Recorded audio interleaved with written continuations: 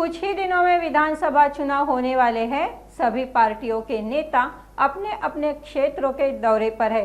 इसी कड़ी में भाजपा विधायक पंकजा मुंडे पुणे विधानसभा क्षेत्र के दौरे पर है। यह दौरा संगठन को मजबूत और संगठनात्मक मुद्दों से जुड़ा होने की जानकारी मुंडे ने दी है। साथ ही उन्होंने मालवन घटना पर प्रतिक्रिया देते हुए कहा कि यह दुर्भाग्यपूर्ण घटना है।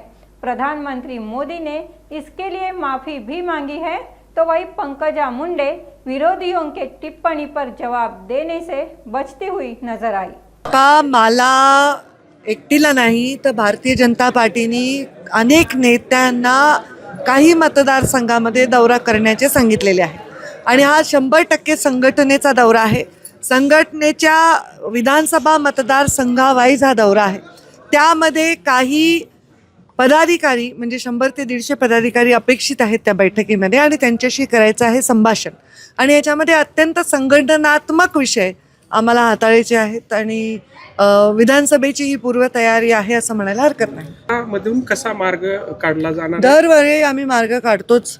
आम्हाला इच्छुक उमेदवारांच्या यादीतनं एक उमेदवार द्यावा लागतो आणि त्याची चांगली प्रॅक्टिस पक्षाच्या कोर कमिटीला आहे, ते योग्य ते निर्णय घेतील।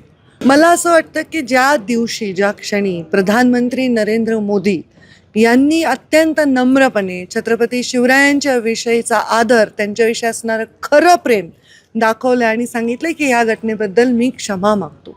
कधी कधी समाजामध्ये काही घटना अशा घडतात, त्या घटना का घडल्या याच्यावर राजकारण करणाऱ्यांनी राजकारण करावं, पण मोदीजींनी जो आदर्श दिलेला आहे की ही घटना घडून गेली आहे त्याच्याबद्दल मी क्षमा मागतो। तर हे दुर्दैवी घटना आहे आणि त्या घटनेच्या बद्दल त्यांच्या क्षमेच्या तिथेच विराम मिळतो।